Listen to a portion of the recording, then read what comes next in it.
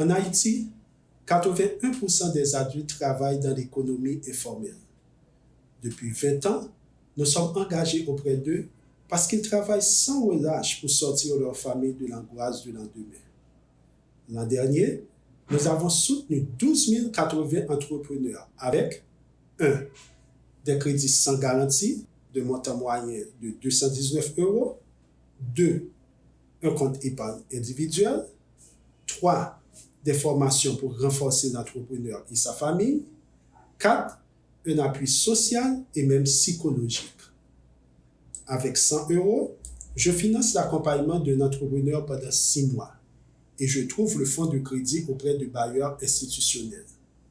Mais, entre février et avril 2024, en raison de l'augmentation de la violence dans la capitale haïtienne, environ 600 000 personnes ont fui pour se réfugier dans les zones les plus calmes de la capitale ou dans les villes de province. Que faisons-nous face à cette situation? Nous n'avons pas fui. La raison? Les petits commerçants, les artisans et les agriculteurs ont grand besoin de nous. Et voilà comment nous restons bien présents à leur côté. 1. Au niveau de la capitale, nos braves agents de crédit défient chaque jour l'insécurité pour garder des contacts réguliers avec les petits commerçants. 2. En province, en raison de l'augmentation de la population, nos agents de crédit se démènent pour octroyer des prêts et des formations à un plus grand nombre d'entrepreneurs qui ont tant besoin d'améliorer leur production et leur vente pour survivre dans cette situation problématique. Quel est le résultat de tous ces efforts?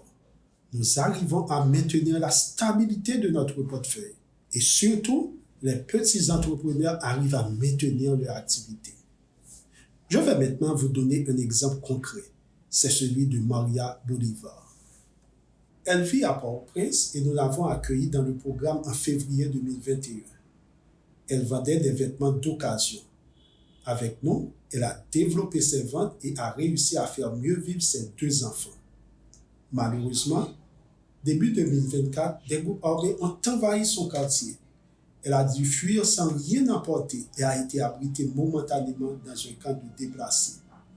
Heureusement, elle avait économisé parce que l'épargne est l'un des 4 piliers de notre accompagnement. Grâce à cette épargne, elle a pu solder le prêt qu'elle avait avec nous et nous lui avons tout de suite accordé un nouveau prêt de 70 000 gouttes pour relancer son activité dans un quartier plus calme. Très courageuse et déterminée, son commerce a déjà grandi. Elle commence à se diversifier et vit à nouveau dans une petite maison avec ses 2 enfants et les envoie à l'école tous les jours.